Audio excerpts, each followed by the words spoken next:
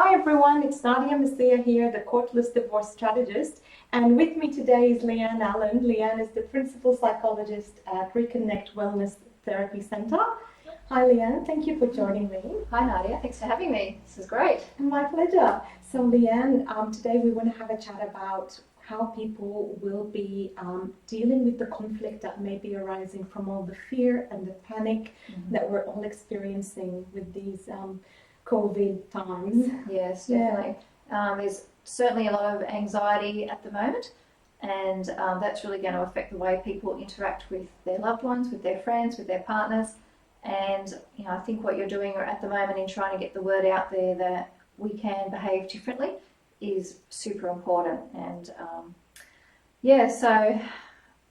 so what steps can a person take when they feel, they're caught in the heat of the moment, there's already so much happening and things are just escalating, the argument is escalating.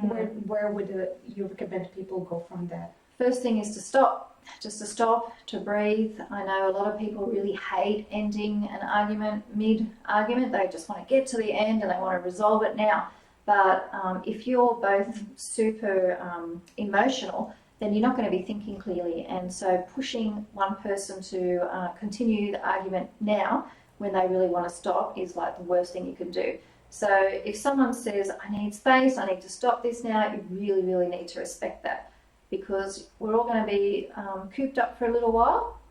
I'm a bit of an introvert, so I like to call it being in retreat. So much nicer than being in lockdown. Absolutely. Yes, that's right. If we imagine that we're in retreat from the world, then it's a much happier place to be. But because we are all in this confined space, it's really important to respect the other person's need for space. And to not do that is really going to be super detrimental to your relationship. And to trust that the other person needs that space. And you can set boundaries around that. You can say, okay, fine, how long do you need? And just go with what the other person says. And if they say, I need till tomorrow morning, then you're going to have to trust that they need till tomorrow morning. However, if you're the person that says you need till tomorrow morning you will be talking about that issue again. So, yes. So no escaping. It's not a dodging mechanism. No, it's definitely not a dodging mechanism. That's just going to make the problem worse. Sweeping it under the carpet until it's ready to explode again is never a good tactic. Avoiding the issue doesn't make the issue go away. And a lot of people, unfortunately, a lot of men in particular, think that if they don't talk about the issue, it's not there. But I can guarantee you guys that the issue is still there. Absolutely. And if we talked about, conflicts that were already present before people were in self-isolation as a family in the one place, and now those issues are arising, almost festering really, what's your recommendation in terms of, keeping them away from the kids, keeping the conflict away from affecting the children? Yeah, it's a great question. And a lot of parents find it very hard to keep the conflict away from the kids. They just simply don't understand that their children's needs are more important than theirs. And that doesn't matter how old that child is, whether they're newborn or in their 20s and they're still at home, your arguing is absolutely going to be affecting the way your child develops, the way they think about themselves, the way they think about you. So if you want your child to be healthy and happy, you really have to, I'm just going to be a bit brutal here, and so you've got to suck it up and hold on to those thoughts and those words until you can have a calm conversation. If you need to go for a run or get out there and hit a punching bag or something, or call a friend and just say, oh my God, I need some space. I know it's going to be difficult to go out and get that space, but you can go to a different part of the house or in the backyard even, and just breathe until you calm down. So it's really important to put your children's needs before yours in that moment. It kind of goes along with what I said before. If you're already in that heightened state, there's no point in having the argument, because it's a lose-lose situation. Absolutely. And let's just say that, before someone could stop themselves, in a moment of anger, something really hurtful was said, or something that shouldn't have been said, just, pushing my other partner's pain points. What would you recommend a person does then? If you realise that you were out of line, unfortunately a lot of people don't like to admit it, but the biggest thing that you can do to resolve a problem is to apologise. And a lot of people do not like apologising. They feel it's beneath them or something, or the other person doesn't deserve an apology. But we all deserve apologies if if the other person has been unfavourable or just plain outright mean. And if you want your partner to apologise to you at some point, then you have to be able to do that as well. It can really help a situation calm down very quickly if you're genuine. There's no point in saying it if you're not genuine, but if you are genuinely sorry for what you said or how you behaved, then talk about it and figure out a way so that it doesn't happen again. What if you feel that the other party needs to apologize for something that was hurtful, but they may or may not realize that was hurtful, even if it's unintentionally, they're pushing points without realizing it. What is your recommendation for the person on the receiving end? Well, you can never make someone apologise. You can ask them to, but there's no point, I don't think, in asking, because it's a fake apology. But what you can do is talk to your partner in I terms. So, I feel really hurt when you said that to me. I don't understand why you said that to me. I feel like that was unfair. It wasn't a fair comment. So always talking in terms of I. If you say things like, you hurt me, you did that, you did this, you're just going to get a big wall. But if you slow it down and start with, I feel really hurt, and you have to pick your timing around this. Don't say it when the argument's still happening or the other person's still annoyed, because you'll still get a wall. Timing is everything. You may just get the other person to start listening to you. That's brilliant. And moving on from that I concept, something that you mentioned to me earlier is that we always need to look into introspectively first whenever there's an argument, to dig out the issues. If you can speak to us more about that, because I thought that was absolutely brilliant. We're living in this society, this culture where we like to blame other people for how we feel. We cannot expect someone else to make us feel good. If we feel bad, then there's something going on inside of us that we need to work on. It might be that we're not being true to ourselves, we're not being honest, we're not standing up for ourselves, we're letting other people walk all over us, whatever it might be. We need to look at our own triggers and decide how we can fix whatever it is that's annoying us or upsetting us. We can't control the other person. We really can't. We can try, we can talk to them, we can work with them a little bit around that, but we can't control them. And it doesn't matter what you do, it's not going to work. And, there's a big concern that domestic violence is going to increase over the next few months because of all the isolation. And if you're in that situation, I really hope that you are able to get some help. There is still help out there. There's still a lot of therapy centres that are open. We are an essential service, thank goodness. Right. And of course the police. Absolutely. But if you're feeling like you need to control your partner, if you are the perpetrator in that, I hate that word, but that's what's coming to mind at the moment. If you're the angry person, that's a better word, then it's your issue, it's not your partner's issue. It's your thing that you need to take a step back and ask yourself, why am I feeling this angry? Why is this happening? And your partner is not the one who's making you do anything, because no one is taking your hand and making you do anything. Absolutely right. And Leanne, talking about government help and support during this, you mentioned before that from the 1st of April 2020, there's going to be telehealth services. Can you please explain to us again what exactly those are and how to get them? So fortunately, there has been a big push for continual health services. So people can get a referral through their GP online or over the phone, which is amazing. And over the phone? Yes. That's brilliant. Okay. And they can also see their psychologist online as well. So we can use video chat or a phone call if you don't have enough data. But with anxiety and pressure so high right now and people losing jobs, it's really important. And now is honestly the best time, because the way the government has set it up is that it's only bulk billed if you use telehealth. So that means it's no cost to the client.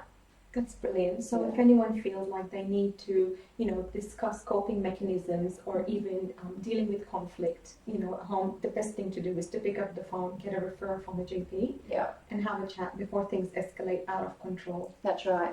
And sometimes you only need a couple of sessions to offload all your stress and your worry, and to get some strategies for someone to say to you, okay, well, what goals have you set, for instance? You know, there's so many things that we can do. Yes.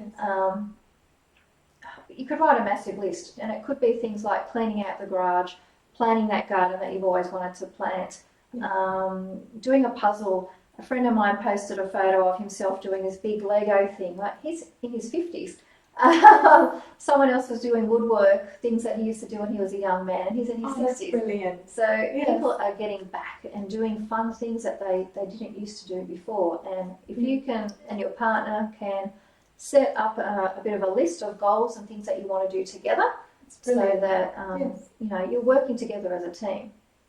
Actually, we probably need to talk about boundaries in working from home too. Yes, that would be great. But before we go into that, talking about finding each other as a team, partners, what if they've decided together they need to go and see a marriage counsellor?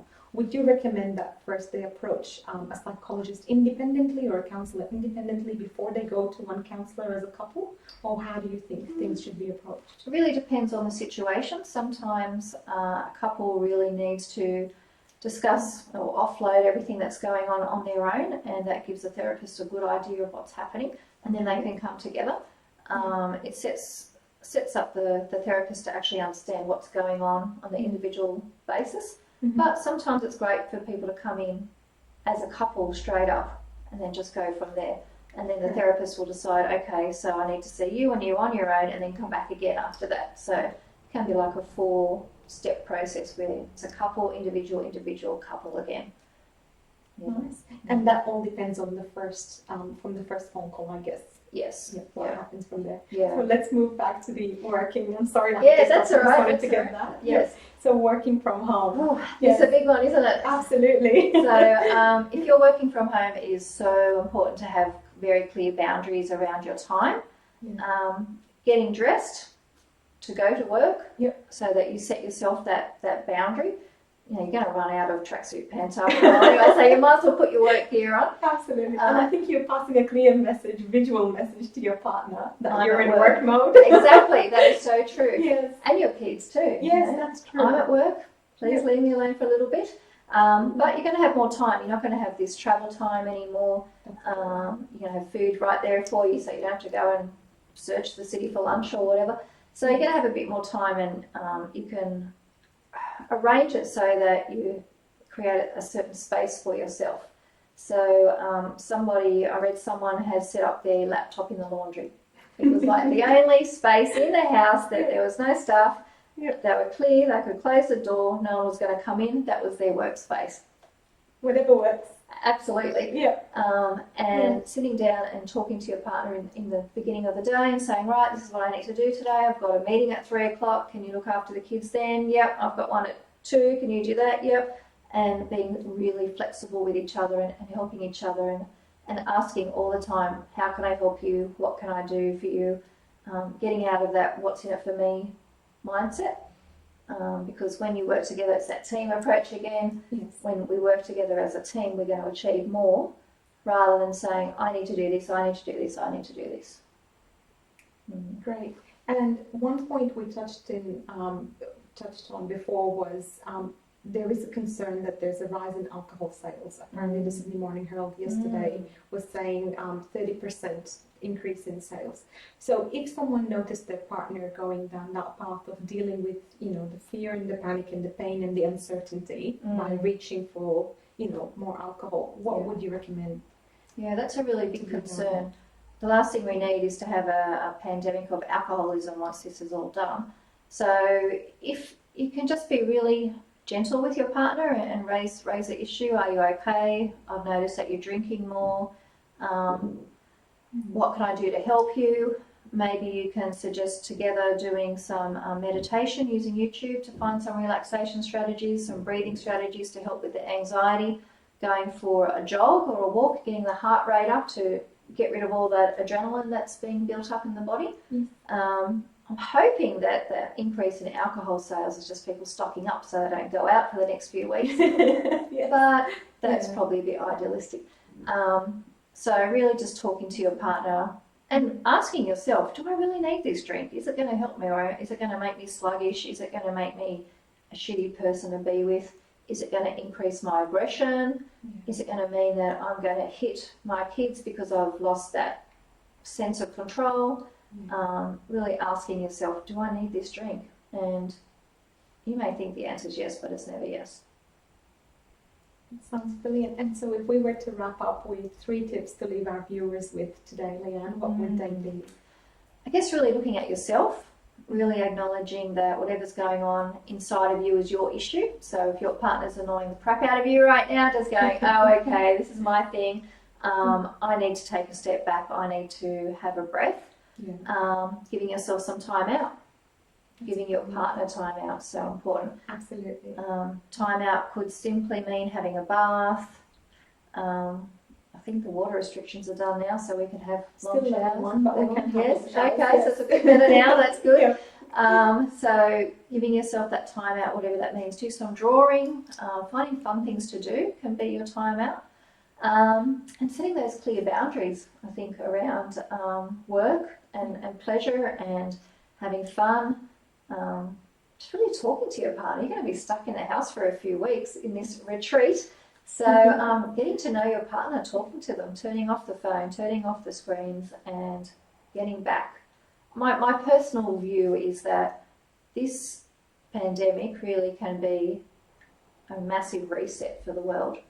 I totally agree, Leanne. I actually had my son tell me just yesterday, he said, Mum, I'm really happy about the coronavirus. And I said, why? And he said, because we're spending more time together as a family. Oh, wow. And that just broke my heart. And I thought we were doing great before, but obviously not enough. Yeah. So it's definitely a wake-up call. And I think, oh my gosh, got chills. I think a lot of families are going to feel that because kids are really missing out these days, and teenagers are spending so much time in front of the computer. And if we can pull out the board games, pull out the card games, go and buy one if you need to. I played Scrabble with my husband the other day.